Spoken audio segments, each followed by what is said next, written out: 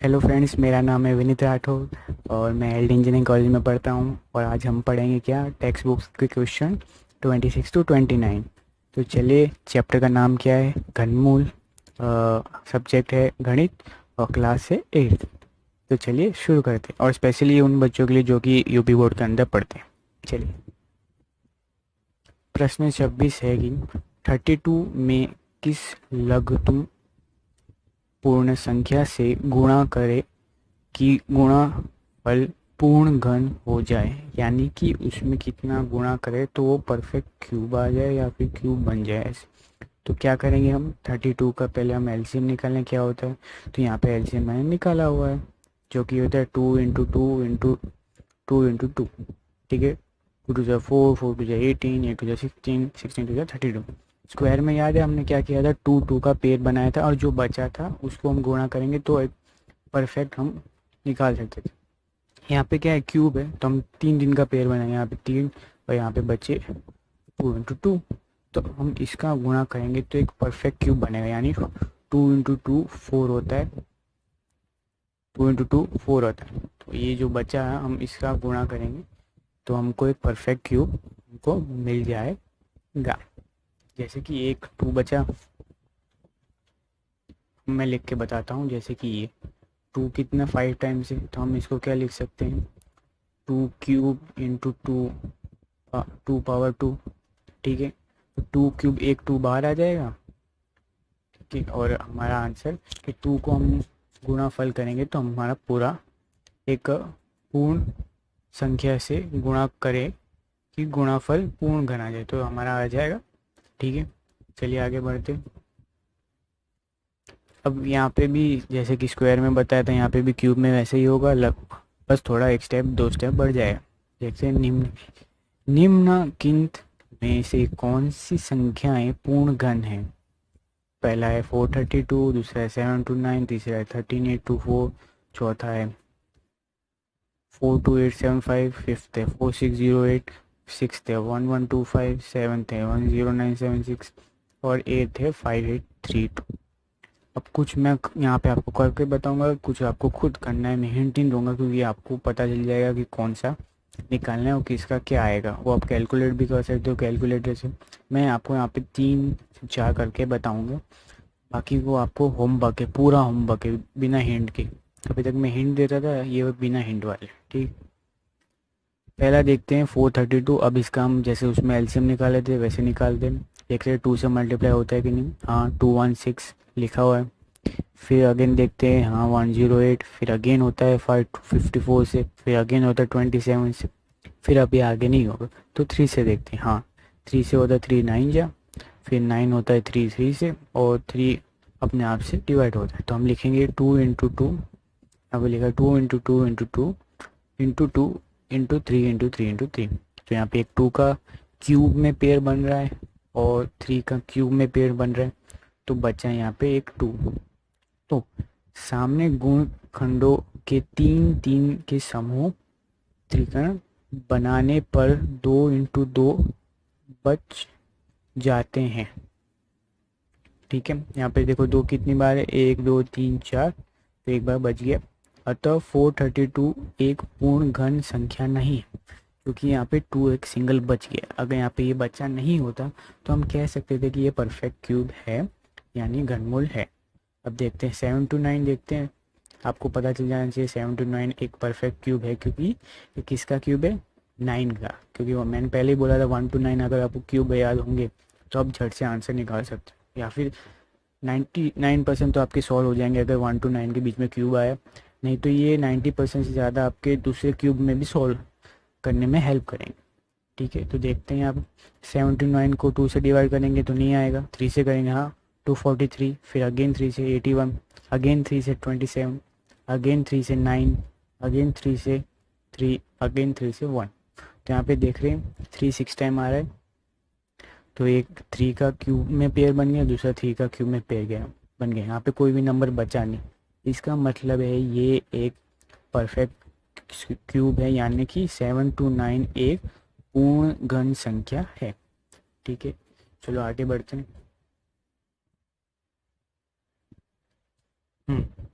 तो यहाँ पे है कि 13824 हमने तीसरा ऑप्शन लिया है। सेकंड आपको होमवर्क, जैसे कि मैंने बोला था। देखते डिवाइड होता है कि नहीं। चलो 2 से डिवाइड करते हैं। हाँ होता है। 6912 अगेन 2 से, 3456 अगेन 2 से, 1728 अगेन 2 से, 864 अगेन 2 से, 432 ऐसे ऐसे करके हम यहाँ पे 20 से 54 तक आ सकते हैं। 227 या 50। अब 27 तो 2 से डिवाइड होगा नहीं, तो हम मतलब पूरी संख्या नहीं आएगी, एक होल नंबर नहीं आएगा। पॉइंट में तो आ सकता है लेकिन होल नंबर नहीं आएगा, तो हम वो ही देखेंगे अभी। तो 3 से करेंगे। 3 9 जा 27, 3 3 जा 9, फिर 3 1 जा 3। यहाँ पे देखेंगे कितने पेयर बनते हैं। 2 कितनी बार आए हैं यहाँ पे। 2 आए 9 टाइम्स, तो 3 आए 3 टाइम, तो एक 2 का पेयर बन गया। क्यूब में पेयर बना। पेयर मतलब 2 होता है वैसे। यहाँ पे मैं 3 का एक साथ बोल रहा हूँ, जुड़ा। त्रिकोण बोलते हैं इसको, त्रिक बोलते हैं। तो 3 डिजिट का समूह बन गया यहाँ पे 2, और 2 में 3 डिजिट का समूह बन गया यहाँ पे एक और 2 का त्रिकोण, और यहाँ पे एक बन गया 3 का त्रिकोण, यानी ट्रायंगल नहीं। यहाँ पे मैं 3 के पेयर बना, 3 जैसे त्रिक लिखा है यहाँ पे, त्रिक बन गए। ठीक है, तो यहाँ पे कोई भी नंबर बचा नहीं, यानी 13824 एक पूर्ण घन संख्या है। चलिए आगे बढ़ते हैं। अब यहाँ पे देखते हैं फिफ्थ ऑप्शन 42875 और दूसरा है 1125। देखते हैं। 2 से मल्टीप्लाई करेंगे तो नहीं आएगा, 3 से भी करेंगे तो नहीं आएगा, फिर 5 से करेंगे तो आता है हाँ 8575, अगेन 5 से 1715, अगेन 5 से 343। अब करते हैं 7 से, क्योंकि 6 से होगा नहीं, 5 है, 6 से होगा नहीं, लास्ट में 5 है ना यहाँ पे, तो 6 से होगा नहीं। तो 7 से करके देखते हैं। हाँ 49, फिर अगेन 7 से 7, अगेन 7 से 1 जा। यहाँ पे 5 3 टाइम्स है, 7 भी 3 टाइम्स है, और कोई नंबर अकेला बचा है नहीं, तो यानी कि ये एक पूर्ण घन संख्या है। 6 भी आप खुद ही करें, क्योंकि मैंने ये वाला तो हिंट दे दिया है यहाँ पे कि किस तरह मतलब हम निकाल सकते हैं, ये आप देख लीजिए। बाकी जो बचे हुए हैं जो मैंने नहीं बताए वो होमवर्क है, विदाउट एनी मतलब बिना किसी हिंट के, ताकि आप खुद कर सके।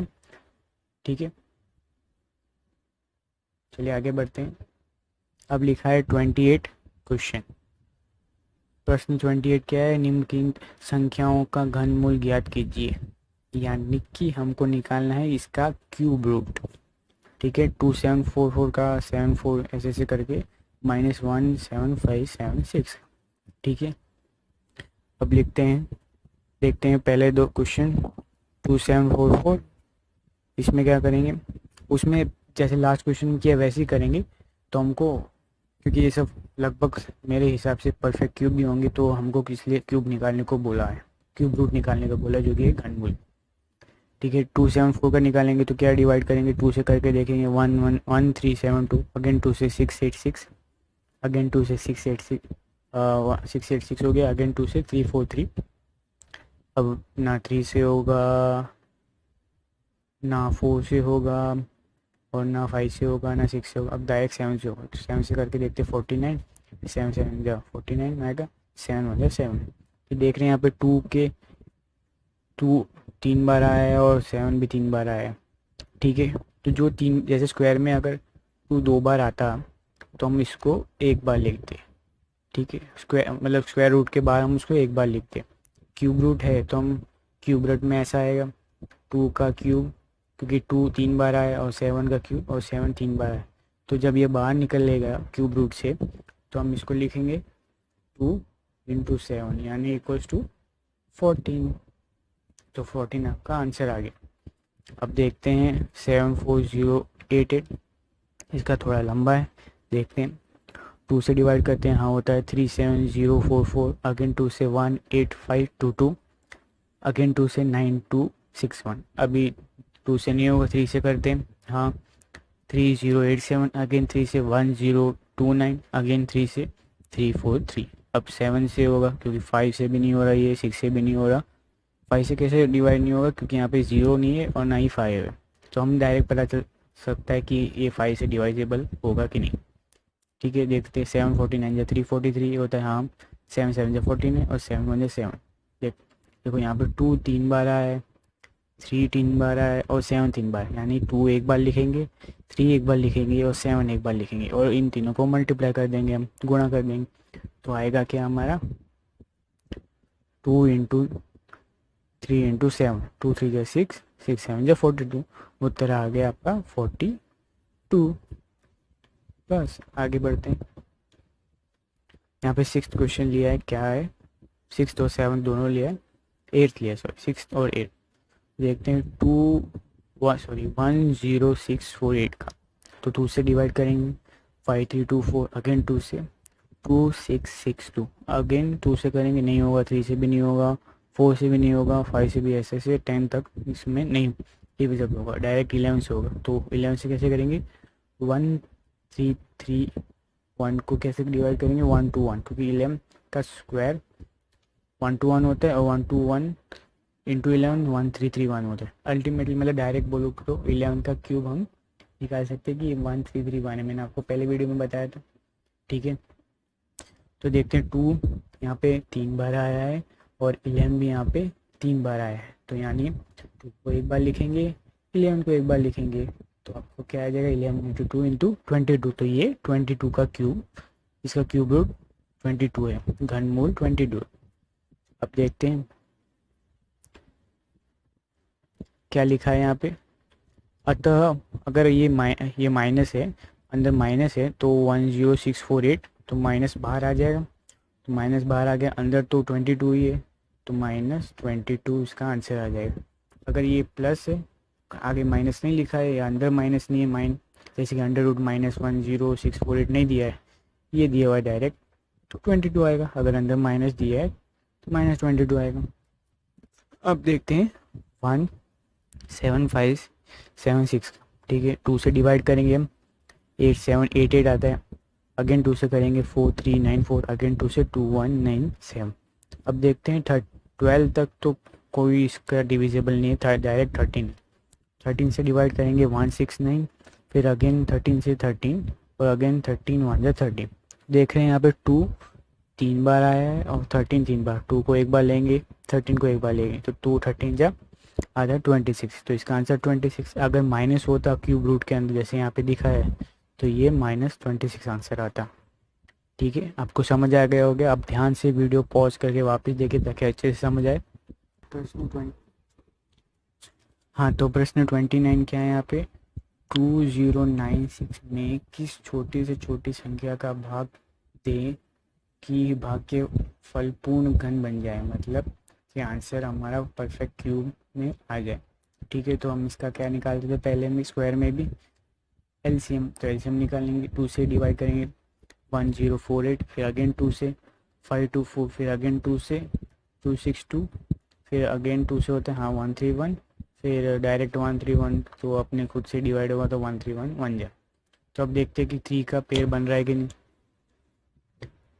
2 3 बार आ रहा है, तो 2 का तो पेयर बन गया, तो उसको हटा देंगे, तो बचा गया 2 × 3 131, तो इन दोनों को मल्टीप्लाई करेंगे तो क्या आएगा 262, यानी कि समान गुण खंडों के 3 3 के समूह त्रिकोण बनाने पर 2 × 131 बच जाते हैं। ठीक है, अतः 2096 में अगर हम 262 से भाग दें यानी माइनस कर दें, तो हमारा जो भाग्य फल है पूर्ण घन बन जाएगा। अतः छोटी से छोटी अभिशिष्ट संख्या कौन सी होगी 262, कम से कम हम इसको माइनस करेंगे तो हमको परफेक्ट क्यूब रूट यानी घनमूल मिल जाएगा। चलिए ठीक है, आगे बढ़ते हैं, आपको अच्छे से समझ आया होगा। तो वो थैंक यू, आज का सेशन यहीं समाप्त होता है। मुझे आशा है कि